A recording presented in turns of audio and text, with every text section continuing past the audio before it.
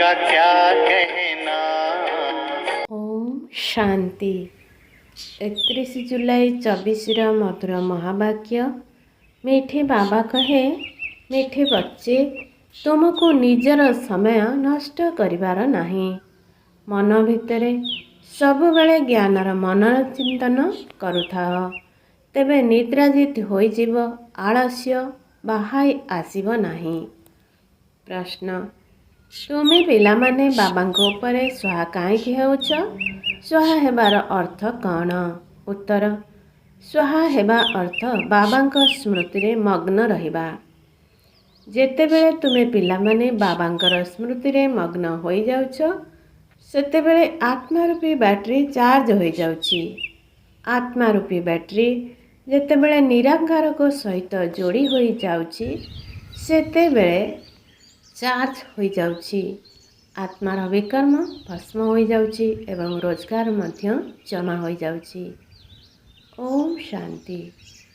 आत्मिक पिता आत्मिक संतान मानकु बुझाउछंती, एबे तुमे माने एठारे शरीर सहित अछ। तुमे माने जानिछ मृत्यु लोकरे यहा आमर अंतिम शरीर। पुणी कौन हेबो? पुणी बाबांक सहित शांति धामरे आमे एकत्र हेबा। सेठारे एही शरीर रहिबो नाही। पुणी आमे पुरुषार्थर क्रमानुसारे स्वर्ग को आसिबा। समस्ते तो एकत्र आसिबे नाही। वर्तमान राजधानी स्थापना हेउछि, जेपरि बाबा शांतिर सुखर सागर अटंती, पिला मानकु मध्ये सेही बळी शांति और सुखर सागर करुछंती। पुणी आमकु जाई शांति धामरे विराजमान हेबाकु पड़िबो। तेणु एबे बाबांकु घरकु एवं सुखधाम को मने पकाइबाकु हेबो। एठारे तुमे जेते जेते एही अवस्थारे रहिबो, तुमर जन्म जन्मांतर पाप भस्म हेबो। एहाकु कुहा जाउछि जोग अग्नि। सन्यासी माने कौनसी सर्वशक्ति मानक सहित जोग लगाउ नाहंती। सेमाने तो आत्मार रहिबार स्थान ब्रह्म सहित जोग लगाउछंती। सेमाने हेले तत्व जोगी। ब्रह्म अथवा तत्व सहित जोग लगाउछंती। एही सृष्टि रूपी रंगमंचरे जीव आत्मा मानकर खेल हेउछि। शांति धामरे केवल आत्मा माने ही रहिथांती। तेबे सेही शांति धाम को जीवा पाई सारा दुनिया पुरुषार्थ करुछि। सन्यासी माने मध्य कहउछंती आमे ब्रह्मरे लीन होई जीवु। सेमाने एपरि कहंती नाही जे आमे ब्रह्मरे जाई निवास करिबु। एही कथा को एबे तुमे माने बुझिगलणी। भक्ति मार्ग रे केते गोलमालिया करी पुराणर कथा सुनाउछंती। एठारे तो बाबा आसी केवल दुईटी शब्द बुझाउछंती, जेपरि मंत्र जप करिथांते ना। केही निजे गुरु को मने पकाई थांती, तो पुणी आउ किए काहाकु मने पकाई थांती। छात्र केवल शिक्षकों को मने पकाई थांती। सेही भली एबे तुम मानकर मध्य केवल बाबा एवं घर ही मने पड़ुछि। तुमे माने एबे बाबांग ठारु शांति धाम एवं सुखधामर वर्षा नेउछ। तेणु तुमर एही कथा ही बुद्धि रे मने रहुछि। मुख द्वारा किछि कहिबार आवश्यकता नाही। एबे तुमे माने बुद्धि द्वारा जानुछ जे प्रथमे शांति धाम को जाउछु एवं परे हेउछि सुखधाम। आमे प्रथमे मुक्ति को प्राप्त करुछु, परे जीवन मुक्ति रे आसुछु। मुक्ति जीवन मुक्ति दाता होछंती एकमात्र बाबा। बाबा पिला मानकु बारंबार बुझाउछंती समय नष्ट करिबा उचित नुहे। जन्म जन्मांतर पापर बोझ तुमर मुंड उपरे रहिछि। एही जन्मर पाप स्मृति रे तो रहिछि ना। सत्य जुगरे ए सब कथा रहिबो नाही। एठारे पिला माने जानुछंती आम मुंड उपरे जन्म जन्मांतर पापर बोझ रहिछि।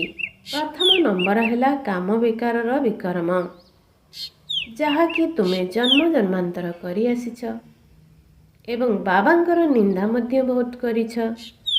बाबा जे कि समस्तंकर सद्गति दाता, तांकर केते निंदा करिछ। ए सब कथा ध्यान रे रखिबाकु हेबो एवं जेते दूर संभव बाबांकु मने पकाइबाकु हेबो। वास्तव रे बाहा सद्गुरु कुहा जाय थाए, गुरु नुहे। बाहा गुरु कहबार कौन से अर्थ ही नहीं। बाहा सद्गुरु से ही मुक्ति जीवन मुक्ति देउछन्ति ना। गुरु तो अनेक अछन्ति, ये एकमात्र सद्गुरु अटन्ति। तुमे माने तो बहुत गुरु करिछ, प्रत्येक जन्म रे 2-4टी गुरु करुछन्ति। जणकु गुरु करी मध्य पुणी अन्य स्थान को जाइथान्ति। भावन्ति बोधे हुए एठारे भल रास्ता मिल अन्य गुरु मानक पाखक जाई परखी थांती, किंतु तांकठारु किछि भी मिली न थाए। एबे तुमे माने जानुछ एठारे तो रहिबार नाही, समस्तंकु शांति धाम जीवाकु हेबो। बाबा तुमर निमंत्रण रे आसिछन्ति। बाबा तुमको मने पकाई देउछन्ति। तुमे मते डाकुछ, आसी आमको पतितरु पावन कर। पावन शांति धाम भी अटे एवं सुखधाम भी अटे। बाबा को डाकुछन्ति जे आमको घर को नहीं जाओ। घर समस्तंकर मने अछि। आत्मा तुरंत कहब आमर निवास स्थान परम धाम। परम पिता परमात्मा मध्य परम धाम रे रहिथान्ति। आमे मध्य परम धाम रे रहिथाउ। एबे बाबा तुम मानकु बुझाउछन्ति, तुम ऊपर बृहस्पतिर दशा पड़िछि। यह है बेहेदर कथा। बेहेदर दशा समस्तंक ऊपर पड़ुछि। एही भली सुख दुखर चक्र घूरी चलीचे। आमे माने ही सुखरु दुखकु पुणी दुखरु सुखकु आसुछु। शांति धाम सुखधाम पुणी यह है दुखधाम। ए कथा मध्य तुमे माने ही बुझुछ। मनुष्य माने तो एसबु कथा बुझी पारु नाहंती। एबे बाबा तुमको बंची थाउ थाउ मरिबा सिखाउछन्ति। आत्मा रूपी पतंग माने परमात्मा रूपी ज्योति उपरे झास देउछन्ति, अर्थात समर्पित होई जाउछन्ति। जेपरि केही केही पतंग अग्नि शिखा प्रति आकर्षित होई आत्माहुति देइथान्ति, आउ केही केही अग्नि शिखार चारिपटरे घूरी घूरी चली जाती। बाबा मध्य बैटरी अटंती। समस्तंकर बुद्धियोग सही जनक सहित रहिछि। तेबे निराकार बाबांक सहित जेपरि आत्मा रूपी बैटरी संजोग होई रहिछि, एही ब्रह्मांक आत्मा तो बहुत निकटरे अछि। तेणु तांक पाई बहुत सहज होइथाए। बाबा को मने पकाइबा द्वारा तुमर बैटरी चार्ज हो जाए। तुम मानक पाई टिकट मुस्किल हेउछि, किंतु एहांक पाई सहज। जेतिकी तुमे पिलामानंकु पुरुषार्थ करबाकू पड़ुछि, ब्रह्मा बाबांकु मध्य सेतिकी पुरुषार्थ करबाकू पड़ुछि। ये जेतिकी निकटर सेतिकी तांक उपरे बोझ मध्य रहिछि, गायन मध्य रहिछि। जिनके माथे मामला, यांक ऊपर तो बहुत दायित्व रहिछि ना। बाबा तो सदा संपूर्ण, यांकु संपूर्ण हेबाकू पड़ुछि। ब्रह्मा बाबा को समस्तंकर देखाशुना करबाकू पड़ुछि। जदियो उभय एकत्र अछंती, किंतु विचार तो चालुछि ना। कन्या मानकु केते माड़ खाइबाकू पड़ुछि, सेथिपाई दुख हेउछि। कर्मातीत अवस्था तो अंतिम समय रे हेबो, एतेबेला पर्यंत ध्यान देबाकू पड़ुछि। कन्या मानकर चिट्ठी न आसिले मध्य खियाल आसे। बेमार होई नाहंती तो सेबार समाचार आसिले बाबा निश्चिंत तांको मने पकाइबे। बाबा यही शरीर द्वारा सेवा करुछंती। केबे केबे बहुत कम मुरली चली थाए। जदि 2-4 दिन मुरली न आसिला, तेबे तुम पाखरे तो मुरलीर पॉइंट्स रहिछि। तुमे माने निज निजर डायरी देखिबा उचित। ब्याज उपरे मध्य तुमे भल भावरे बुझाई परिबो। जेते बेले आदि सनातन देवी देवता धर्म थिला, सेते बेले अन्य कौनसी धर्म नथिला। तेबे कल्पवृक्षर चित्र मध्य साथी रे रहिबा दरकार। भिन्न भिन्न धर्मर रहस्य को बुझाइबाकू पड़ुछि। प्रथमे प्रथमे केवल गोटे अद्वितीय धर्म थिला। विश्व शांति सुख पवित्रता सबु किछि थिला। तेबे बाबांग ठारू ही आमको सही संपत्ति मिलुछि। काहेकिना बाबा शांतिर सागर सुखर सागर अटंती। आगरू तुमे माने मध्य किछि जानि नथिल। जेपरि बाबांकर बुद्धि रे एही सबुर ज्ञान रहिछि, सेहीपरि तुमे माने मध्य बाबांक समान हेउछ। सुख एवं शांतिर सागर तुमे हेउछ मध्य। निजर चार्ट देखिबा उचित। केउ कथार अभाव रहिछि। वास्तव रे मु प्रेमर सागर ତେଣୁ ମୋର ଏଭଳି କିଛି ଚଳଣି ନାହିଁ ତ ଯାହାଦ୍ୱାରା କେହି ବିରକ୍ତ ହେବେ। ତେଣୁ ନିଜ ଉପରେ ଧ୍ୟାନ ରଖିବାକୁ ହେବ। ଏପରି ଭାବିବା ଉଚିତ ନୁହେଁ ବାବା ଆଶୀର୍ବାଦ କଲେ ମୁଁ ଏଇଭଳି ହୋଇଯିବି। ନା, ବାବା କହୁଛନ୍ତି ମୁଁ ଡ୍ରାମାନୁସାରେ ନିଜ ସମୟରେ ଆସିଛି। ଏହା ମୋର କଳ୍ପକଳ୍ପର ପ୍ରୋଗ୍ରାମ। ଏହି ଜ୍ଞାନ ଅନ୍ୟ କେହି ବି ଦେଇପାରିବେ ନାହିଁ। ସତ୍ ବାବା, ସତ୍ ଶିକ୍ଷକ, ସତ୍ ଗୁରୁ କେବଳ ଜଣେ। ଏହି ନିଶ୍ଚୟ ପକ୍କା ହେଲେ ତୁମର ବିଜୟ ହେବ। ଏତେ ସବୁ ଯେଉଁ ଧର୍ମ ରହିଛି ସେ ସବୁର ବିନାଶ ହୋଇଯିବ। ଯେତେବେଳେ ସତ୍ୟ ଯୁଗରେ ସୂର୍ଯ୍ୟବଂଶୀମାନେ ଥିଲେ ସେତେବେଳେ ଅନ୍ୟ କୌଣସି ବଂଶାବଳୀ ନଥିଲେ। ପୁଣି ମଧ୍ୟ ସେହିପରି ହେବେ। ସାରା ଦିନ ଏହିଭଳି ନିଜେ ନିଜ ସହିତ କଥାବାର୍ତ୍ତା ହୁଅ। ଏହିଭଳି ଜ୍ଞାନର ପଏଣ୍ଟସ୍ ତୁମ ବୁଦ୍ଧିରେ ରହିଲେ ତୁମେ ଖୁସିରେ ରହିବ। ବାବାଙ୍କ ପାଖରେ ଯେଉଁ ଜ୍ଞାନ ଅଛି ତାହା ତୁମକୁ ଏବେ ମିଳୁଛି, ଯାହାକୁ ଧାରଣ କରିବାକୁ ହେବ। ଏଥିରେ ମଧ୍ୟ ସମୟ ନଷ୍ଟ କରିବା ଉଚିତ ନୁହେଁ। ରାତିରେ ମଧ୍ୟ ସମୟ ମିଳିଥାଏ। ଦେଖନ୍ତୁ, ଯଦି ଆତ୍ମା କର୍ମେନ୍ଦ୍ରିୟ ଦ୍ୱାରା କାମ କରି କରି ଥକିଗଲେ ସେ ପୁଣି ଶୋଇଯାଏ। ବାବା ତୁମକୁ ଭକ୍ତି ମାର୍ଗର ସବୁ ଥକା ଦୂର କରି ଅଥ କରିଦେଉଛନ୍ତି। ଯେପରି ରାତ୍ରିରେ ଆତ୍ମା ଥକିଗଲେ ଶରୀରରୁ ଅଲଗା ହୋଇଯାଇଥାଏ, ଯାହାକୁ ନିଦ୍ରା କୁହାଯାଉଛି। ତେବେ କିଏ ଶୋଇଯାଏ? ଆତ୍ମା ସହିତ କର୍ମେନ୍ଦ୍ରିୟ ମଧ୍ୟ ଶୋଇଯାଏ। ତେଣୁ ରାତ୍ରିରେ ଶୋଇବା ସମୟରେ ମଧ୍ୟ ବାବାଙ୍କୁ ମନେ ପକାଇ ଏହିଭଳି ବିଚାର କରି ଶୋଇଯିବା ଉଚିତ। ହୋଇପାରେ ଅନ୍ତିମ ସମୟରେ ତୁମେ ନିଦ୍ରାଜିତ ହୋଇଯିବ। ତୁମେ ଯେତେ ଯେତେ ବାବାଙ୍କ ସ୍ମୃତିରେ ରହିବ ସେତେ ସେତେ ବହୁତ ଖୁସି ମଧ୍ୟ ରହିବ। 84 ଜନ୍ମର ଚକ୍ରକୁ ମଧ୍ୟ ଘୁରାଇ ଚାଲିବ। ଏହିଭଳି ଚିନ୍ତନ କଲେ ତୁମକୁ ହାଇ ଆସିବ ନାହିଁ କିମ୍ବା ନିଦ ମଧ୍ୟ ଆସିବ ନାହିଁ। ବାବା କହୁଛନ୍ତି, ହେ ନିଦ୍ରାଜିତ ପିଲାମାନେ, ରୋଜଗାର କରିବା ସମୟରେ କେବେ ବି ଶୋଇବା ଉଚିତ ନୁହେଁ। ଯେତେବେଳେ ତୁମେ ଜ୍ଞାନରେ ମସ୍ତ ହୋଇଯିବ ସେତେବେଳେ ତୁମର ସେହି ଅବସ୍ଥା ଆସିବ। ଏଠାରେ ତୁମେମାନେ ଖୁବ୍ କମ୍ ସମୟ ବସୁଛ। ତେଣୁ କେବେ ବି ହାଇ ମାରିବା ଅଥବା ନିଦ ଆସିବା ଉଚିତ ନୁହେଁ। ଅନ୍ୟ ଆଡ଼କୁ ଧ୍ୟାନ ଯିବା ଦ୍ୱାରା ହାଇ ମାରିଥାନ୍ତି। ତୁମମାନଙ୍କୁ ଏହି କଥା ମଧ୍ୟ ବୁଦ୍ଧିରେ ରଖିବାକୁ ହେବ ଯେ ଆମକୁ ଅନ୍ୟମାନଙ୍କୁ ବି ନିଜ ସମାନ କରିବାକୁ ହେବ। ପ୍ରଜା ତ ଦରକାର ନା, ନଚେତ୍ ରାଜା କିପରି ହେବ? ଧନ ଦେଲେ ଧନ ସରିବ ନାହିଁ।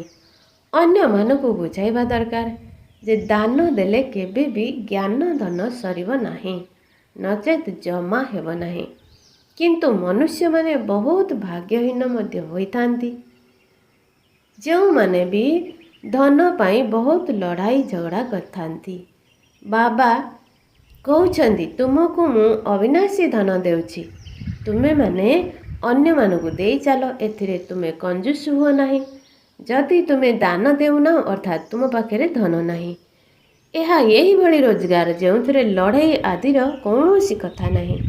ତେଣୁ ଏହାକୁ ଗୁପ୍ତ ଧନ ବୋଲି କୁହାଯାଉଛି। ତୁମେମାନେ ମଧ୍ୟ ଗୁପ୍ତ ସୈନିକ ଅଟ। 5 ବିକାର ସହିତ ତୁମେ ଲଢ଼େଇ କରୁଛ, ତୁମକୁ ଗୁପ୍ତ ସୈନିକ କୁହାଯାଉଛି। ପଦାତିକ ମାନଙ୍କର ସଂଖ୍ୟା ବହୁତ ଥାଏ। ଏଠାରେ ମଧ୍ୟ ସେହିଭଳି ହେଉଛି। ପ୍ରଜା ବହୁତ ଅଛନ୍ତି, ବାକି କ୍ୟାପ୍ଟେନ, ମେଜର ଆଦି ସମସ୍ତେ ଅଛନ୍ତି। ତୁମେ ହେଉଛ ସେନା। ଏଥିରେ ମଧ୍ୟ କ୍ରମାନୁସାରେ ରହିଛନ୍ତି। ବାବା ଜାଣିଛନ୍ତି ଇଏ କମାଣ୍ଡର, ଇଏ ମେଜର। ମହାରଥୀ ଘୋଡ଼େସବାର ମଧ୍ୟ ଅଛନ୍ତି ନା? ଏ କଥା ତ ବାବା ଜାଣିଛନ୍ତି ଯେ 3 ପ୍ରକାର ବୁଝାଇଲା ବାଲା ଅଛନ୍ତି। ତୁମେମାନେ ଅବିନାଶୀ ଜ୍ଞାନରତ୍ନର ବ୍ୟାପାର କରୁଛ। ସେହିପରି ସନ୍ନ୍ୟାସୀମାନେ ମଧ୍ୟ ବ୍ୟାପାର ଶିଖାଉଛନ୍ତି ନା। ଗୁରୁ ଚାଲିଗଲା ପରେ ତାଙ୍କ ପଛରେ ଚେଲାମାନେ ସବୁ କିଛି ସମ୍ଭାଳିଥାନ୍ତି। ତାହା ହେଲା ସ୍ଥୂଳ, ଏହା ହେଲା ସୂକ୍ଷ୍ମ। ଅନେକ ପ୍ରକାର ଧର୍ମ ରହିଛି, ପ୍ରତ୍ୟେକଙ୍କର ନିଜସ୍ୱ ମତ ରହିଛି। ତୁମେ ମଧ୍ୟ ତାଙ୍କ ପାଖକୁ ଯାଇ କଥା ଶୁଣିପାରିବ। ସେମାନେ କ'ଣ ସବୁ ଶିଖାଉଛନ୍ତି, କ'ଣ କ'ଣ ଶୁଣାଉଛନ୍ତି। ବାବା ତ ତୁମକୁ 84 ଜନ୍ମର କାହାଣୀ ବୁଝାଉଛନ୍ତି। ତୁମମାନଙ୍କୁ ହିଁ ବାବା ଆସି ସମ୍ପତ୍ତି ଦେଉଛନ୍ତି। ଏହା ମଧ୍ୟ ଡ୍ରାମାନୁସାରେ ନିର୍ଦ୍ଧାର୍ଯ୍ୟ ଅଛି। ଏବେ କଳିଯୁଗ ଶେଷ ପର୍ଯ୍ୟନ୍ତ ପରମ ଧାମରୁ ଆତ୍ମାମାନେ ଆସୁଥିବେ। ଏହିଭଳି ବୃଦ୍ଧି ହୋଇ ଚାଲିଥିବ। ଯେତେବେଳେ ପର୍ଯ୍ୟନ୍ତ ବାବା ଏଠାରେ ଅଛନ୍ତି ସଂଖ୍ୟା ବଢ଼ି ଚାଲିଥିବ। ପୁଣି ଏତେ ସବୁ ରହିବେ କେଉଁଠି? ଖାଇବେ କ'ଣ? ସବୁ ହିସାବ ରଖିବାକୁ ପଡ଼ୁଛି। ସେଠାରେ ତ ଏତେ ମନୁଷ୍ୟ ରହିବେ ନାହିଁ। ଖାଇବା ବାଲା ମଧ୍ୟ କମ୍ ରହିବେ। ସମସ୍ତଙ୍କର ନିଜ ନିଜର କ୍ଷେତ ରହିବ। ଅଧିକ ଶସ୍ୟ ଦେଖି କ'ଣ କରିବେ? ସେଠାରେ ବର୍ଷା ଆଦି ପାଇଁ ଯଜ୍ଞ କରିବାକୁ ପଡ଼ିବ ନାହିଁ। କିନ୍ତୁ ଏଠାରେ ବର୍ଷା ପାଇଁ ଯଜ୍ଞ ଆଦି କରିବାକୁ ପଡ଼ୁଛି। ଏବେ ବାବା ଯଜ୍ଞ ରଚନା କରୁଛନ୍ତି। ଏହି ଯଜ୍ଞରେ ସାରା ପୁରୁଣା ସୃଷ୍ଟି ସ୍ୱାହା ହୋଇଯିବ। ଏହା ହେଲା ବେହେଦର ଯଜ୍ଞ। ବର୍ଷା ହେବା ପାଇଁ ଲୋକମାନେ ହଦର ଯଜ୍ଞ ରଚନା କରୁଛନ୍ତି। ବର୍ଷା ହେଲେ ଖୁସି ହୋଇଥାନ୍ତି, ଭାବନ୍ତି ଯଜ୍ଞ ଦ୍ୱାରା ସଫଳତା ମିଳିଲା। ଯଦି ବର୍ଷା ନହେଲା ତେବେ ଶସ୍ୟ ଉତ୍ପନ୍ନ ହେବ ନାହିଁ, ଅକାଳ ପଡ଼ିଯିବ। ଯଦିଓ ଯଜ୍ଞ ଆଦି କରୁଛନ୍ତି, କିନ୍ତୁ ଯଦି ବର୍ଷା ନହେବ ତେବେ କ'ଣ କରିପାରିବେ? ବିପଦ ତ ବହୁତ ଆସିବ। ମୂଷଳ ଧାରାରେ ବର୍ଷା, ଭୂକମ୍ପ ଆଦି ସବୁ ହେବ। ଡ୍ରାମାର ଚକ୍ରକୁ ତ ତୁମେମାନେ ବୁଝୁଛ। ଏହି ସୃଷ୍ଟି ରୂପୀ ଚକ୍ରର ଚିତ୍ର ମଧ୍ୟ ବହୁତ ବଡ଼ ହେବା ଦରକାର। ଆଡ଼ଭର୍ଟାଇଜ୍ ବା ବିଜ୍ଞାପନ ବଡ଼ ବଡ଼ ଜାଗାରେ ଲଗାଇଲେ ବଡ଼ ବଡ଼ ଲୋକମାନେ ପଢ଼ିବେ। ଏଥିରୁ ବୁଝିଯିବେ ଯେ ବାସ୍ତବରେ ଏହି ପୁରୁଷୋତ୍ତମ ସଙ୍ଗମ ଯୁଗ ଅଟେ। କଳି ଯୁଗରେ ବହୁତ ମନୁଷ୍ୟ ଅଛନ୍ତି, ସତ୍ୟ ଯୁଗରେ କମ୍ ମନୁଷ୍ୟ ରହିବେ। ବାକି ଏତେ ସବୁ ନିଶ୍ଚିନ୍ତ ଭାବରେ ସମାପ୍ତ ହୋଇଯିବେ। ଶିବ ଜୟନ୍ତୀର ଅର୍ଥ ହିଁ ସ୍ୱର୍ଗ ଜୟନ୍ତୀ, ଲକ୍ଷ୍ମୀ ନାରାୟଣଙ୍କର ଜୟନ୍ତୀ। ଏ କଥା ତ ବହୁତ ସହଜ। ଶିବ ଜୟନ୍ତୀ ପାଳନ କରାଯାଉଛି ନା। ଇଏ ହେଉଛନ୍ତି ଅବିନାଶୀ ପିତା। ଇଏ ହିଁ ସ୍ୱର୍ଗର ସ୍ଥାପନା କରିଥିଲେ। ଏ ସବୁ କାଲିର କଥା। ତୁମେମାନେ ସ୍ୱର୍ଗବାସୀ ଥିଲ, ଏହା ତ ବହୁତ ସହଜ କଥା। ତେଣୁ ପିଲାମାନଙ୍କୁ ଭଲ ଭାବରେ ବୁଝି ପୁଣି ଅନ୍ୟମାନଙ୍କୁ ବୁଝାଇବାକୁ ହେବ। ଖୁସିରେ ମଧ୍ୟ ରହିବାକୁ ପଡ଼ିବ। ଏତେ